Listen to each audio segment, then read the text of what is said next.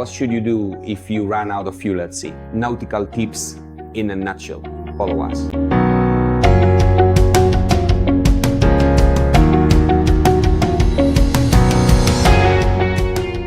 Hey, don't tell me you don't care just because you have a sailboat.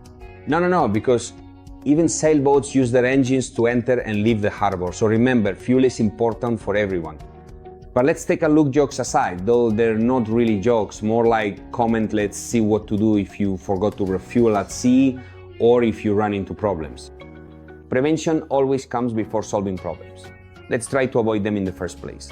The first step in prevention is to accurately calculate the amount of fuel you'll need.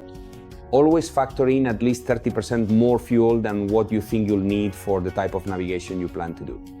If you don't plan on doing a particularly demanding trip, maybe, I don't know, you just say, all right, I'll spend an afternoon out on the boat, it's fine.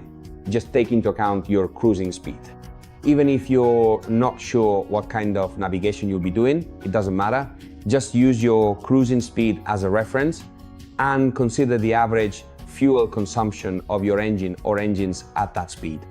Let's say, for example, 100 liters per hour. I'm just throwing out a number here. I don't know what kind of boat you have or what kind of boat you want, but let's say 100 liters per hour. Okay, if I'm out for 4 hours, that's 400 liters. Yeah, but I won't be going full throttle the whole time. All right, that's fine. In fact, I'm not telling you to go full throttle. So 100 liters per hour might be the average consumption of your boat with these two big engines.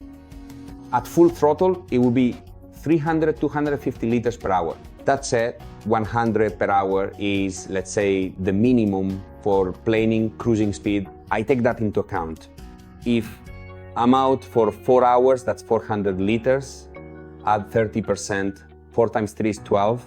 So 520 liters. If I want to do that kind of navigation, yeah, but I won't need all of that.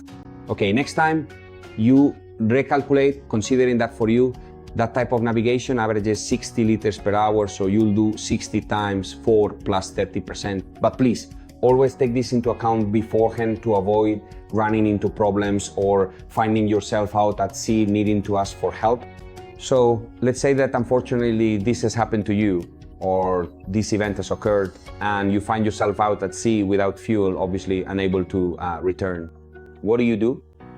VHF, so the emergency radio, you set it to channel 16, which is the channel to communicate directly with the harbor master. And keep in mind that many ports are always monitoring that channel as well.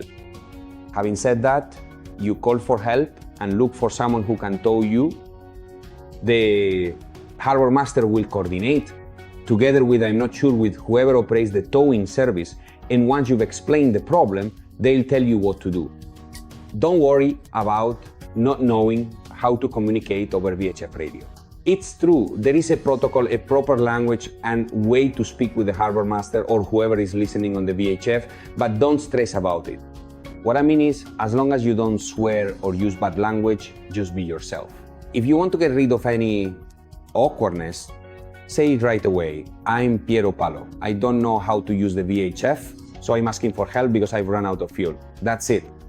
After all the breco and so on, let's not even get into the regulations because it's not even breco obviously, but if you want to learn how to use the VHF properly, there are courses and manuals for correct usage too, but who cares? The important thing is to communicate, get help, and make it back to port. Things you need to know when you're about to be towed. Be careful, because nothing in this world is free. You made a mistake in judgment, you had a problem, but the person who came to rescue you didn't have that problem. So the rescue has to be paid for, it has to be paid for, it has to be paid for. I've seen situations even here on the lake, but not just here, also at sea where people were waving their arms because they ran out of fuel. It happened to me once too. It was one evening, I don't remember, maybe 5, 10 or more than 10 years ago. I towed this German family, towed them into the harbor, and after half an hour, 40 minutes of towing granted, it was a small boat, we got them to safety. And the wife of the person at the helm day were either Dutch or German. I can't remember, asked, would you like a beer? No, we don't want a beer. You have to pay us. That seems logical to me. At the very least, for the fuel we've used, even though there are maritime laws. Because obviously, if we're not talking about small boats anymore, but think about ships, container ships, you have a right, a legal right at the international level to a share of the value of the boat or the cargo being transported. So in Italy, it ranges between 1% and 5% of the value of the boat. Now, we're not here to get into that. I don't want to appeal to Lloyd's. I don't want Lloyd's, not even right. We're out at sea to have fun. Let's just leave all that aside. That said, it's also not entirely fair that someone who gets their vehicle towed because they've encountered a significant problem with the engine, the boat itself, the heavy load they are carrying, or whatever other unforeseen circumstance they also even offer to compensate, I don't know, not even for the valuable time and considerable effort the other person spent diligently helping them. So please, let's make sure we behave properly even when we're the ones being towed, not just when we're towing. First of all, we tow in any case, and especially even more so in an emergency. Second, even if it's simply due to a distraction by the captain of that vessel, of that boat, let's make sure we behave properly on the other side as well, please.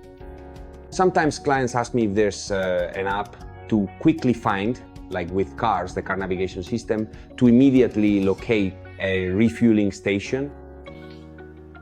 Honestly, I think so. I think because I don't actually know, I've never used it myself, but here's the thing. On GPS chart plotters or on the charts, you can download onto phone apps, which are mostly part of the Garmin ecosystem. Garmin could be Garmin in Avion, which is now part of Garmin too. But regardless of the brand, many other major marine navigation systems also have Chart A. On these charts, the points of interest for refueling already exist, so they're included within them. As for actual smartphone apps, honestly, I don't know because I've never used them, but I believe there are some that, of course, they have to be specifically for marine use. It's not that I want to know precisely where the nearest point on the road is. I want to know the nearest point at sea, the closest available port with readily available fuel. And so through the use of dedicated boating applications or the comprehensive nautical GPS charts, you have all of that essential information right there at your fingertips, making navigation much more straightforward and secure. If you don't want to miss any of our videos, all you have to do is subscribe right here to this channel. So to wrap things up, I just want to say goodbye, wish you fair winds, and always keep an eye on the weather.